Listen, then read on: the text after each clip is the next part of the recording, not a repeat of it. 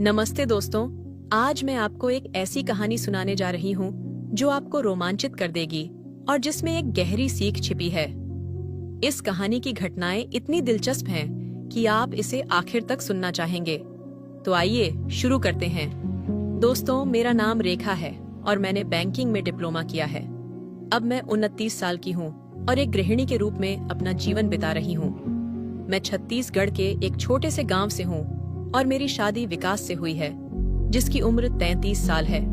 विकास शहर में फलों का थोक व्यापार करता है। वह बागानों से फल खरीदकर बाजारों में सप्लाई करता है। हमारी शादी को अब 5 साल हो चुके हैं और हमारी एक प्यारी सी बेटी है, तनिषा, जो अब 2.5 साल की हो गई है। शादी के बाद हमने एक छोटा सा मकान किराए पर लिया, वो भी उसी कस्बे में जहाँ मेरे माता पिता रहते हैं।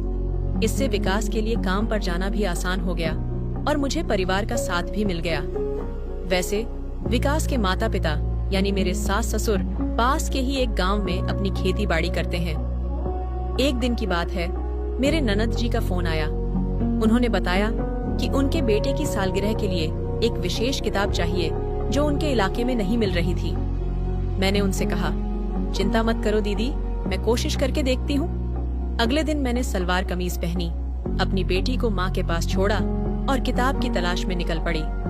कई दुकानों के चक्कर लगाने के बाद आखिरकार वह किताब मिल गई। मैंने तुरंत अपनी ननद को फोन कर दिया। उन्होंने कहा, रेखा, तुम किताब लेकर यहाँ आ जाओ और कुछ दिन हमारे साथ रह लो। बहुत दिन हो गए तुम्हें देखे। मैंने अपने पति विकास को फोन किया, लेकिन उसका फोन नहीं लग रहा था।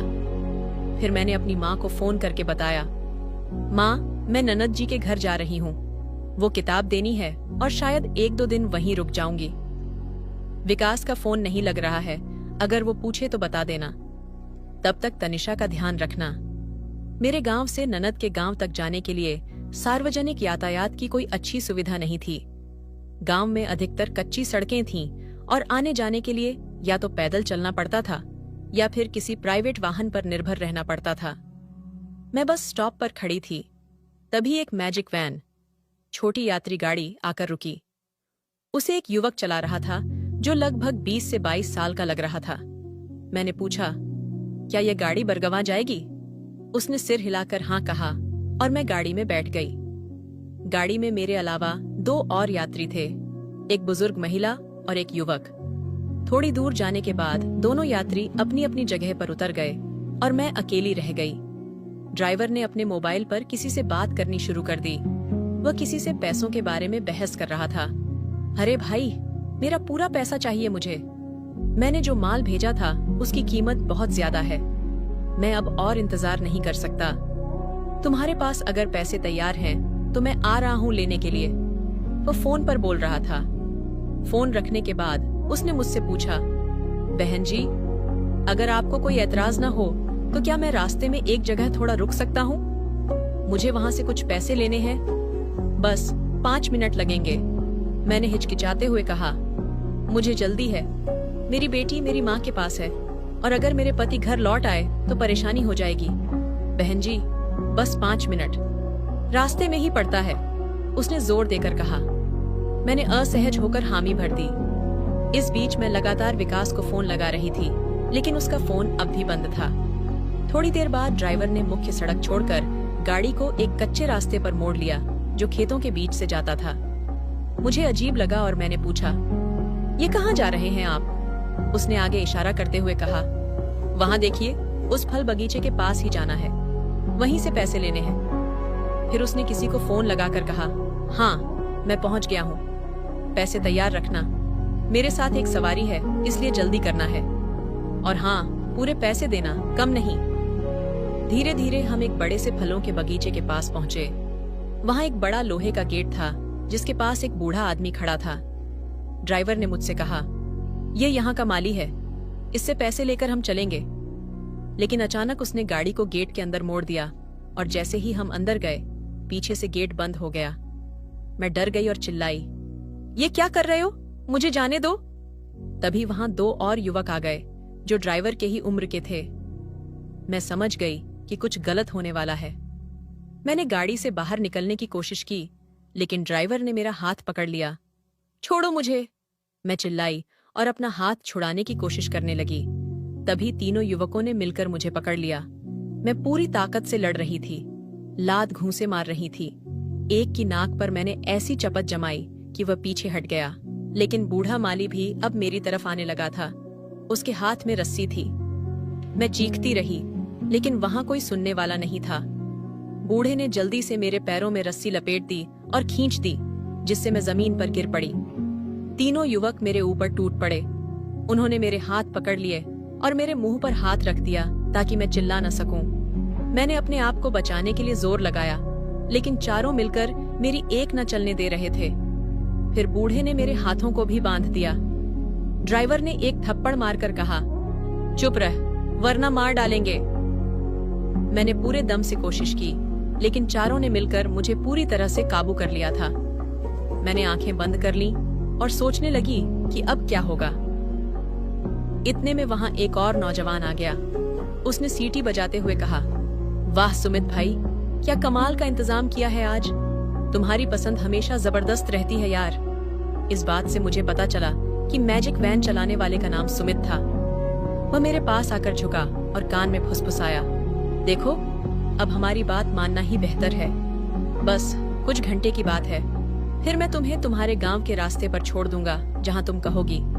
यहाँ कोई देखने सुनने वाला नहीं है। ज्यादा हंगामा मत करो, वरना हम और सख्त हो जाएंगे। मेरे विरोध करने के बावजूद उन्होंने मुझे खींचकर एक कमरे में ले गए। कमरा अंधेरा था और वहाँ एक गंदी सी चटाई बिछी थी। पहले तो ड्राइवर सुमित ने अंदर आकर मेरे साथ जबरदस्ती की।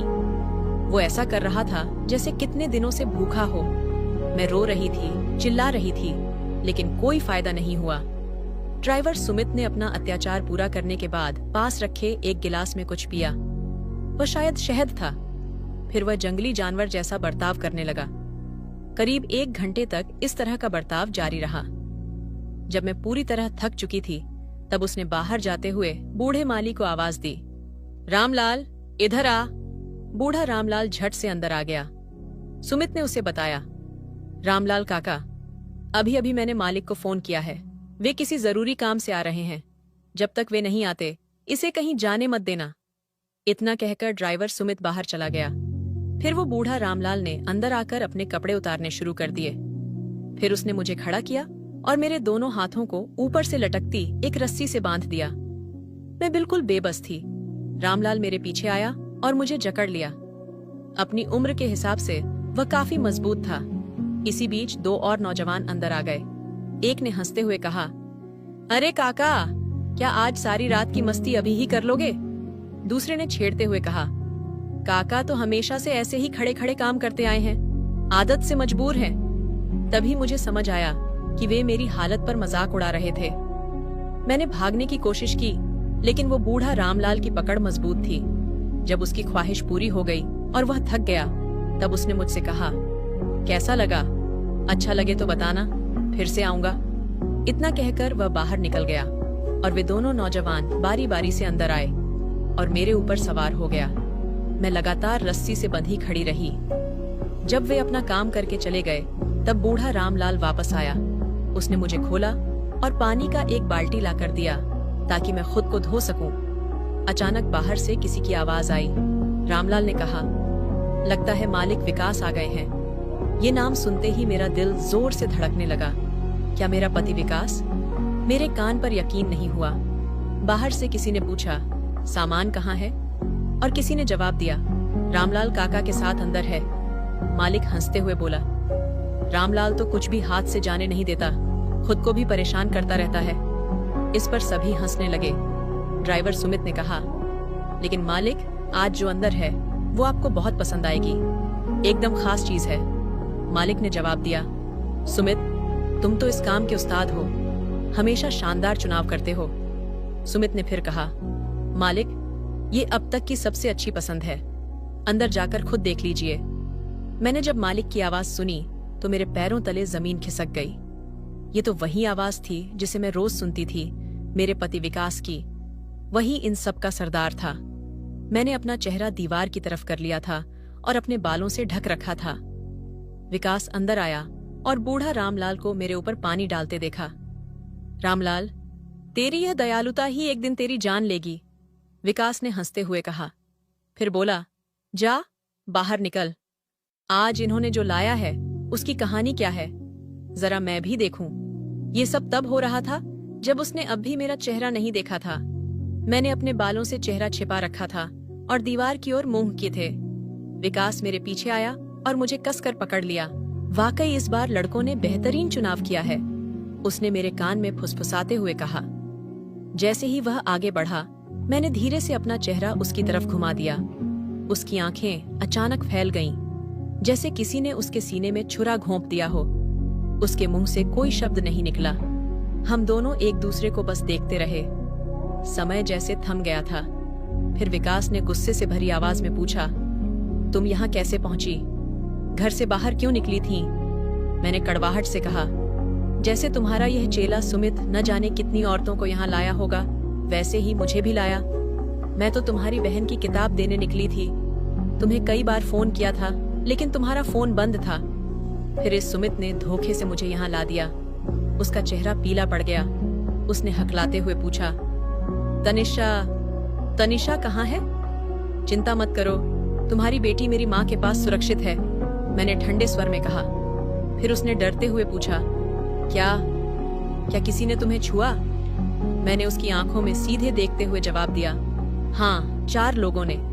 पिछले 2 घंटों से वे मुझे एक पल के लिए भी नहीं छोड़ रहे थे। क्या किसी को पता है कि तुम किसकी पत्नी हो?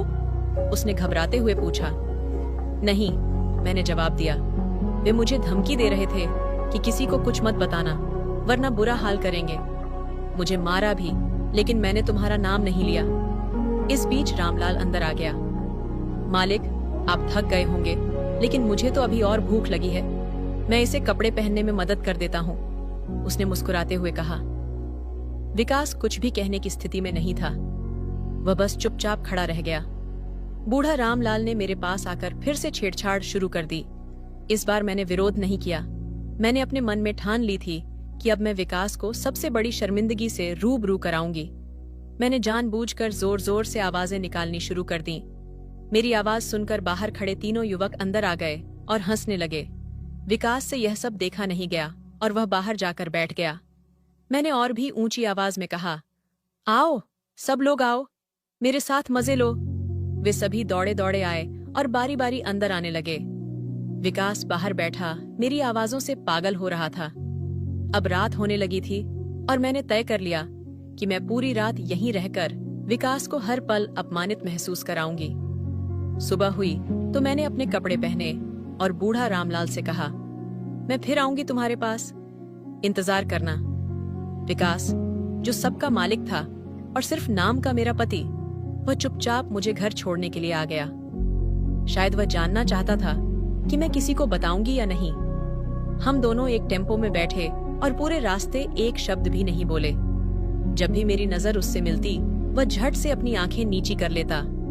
थोड़ी देर के बाद मैंने कहा, तुमने जो किया उसकी सजा मैंने भुगत ली, लेकिन अब हम साथ नहीं रह सकते। घर पहुंचने के बाद मैंने अपनी माँ से बेटी को लिया और अगले ही दिन विकास से अलग होने का फैसला कर लिया। मैंने तलाक के कागजात पर हस्ताक्षर करवा लिए और अपनी बेटी तनिषा को अपने साथ रखने का फैसला किया। दोस्तों, जीवन कभी रुकता नहीं है। 1 साल बाद मुझे रमेश से मिलने का मौका मिला। वह एक सम्मानित शिक्षक हैं जो गुजरात में काम करते हैं।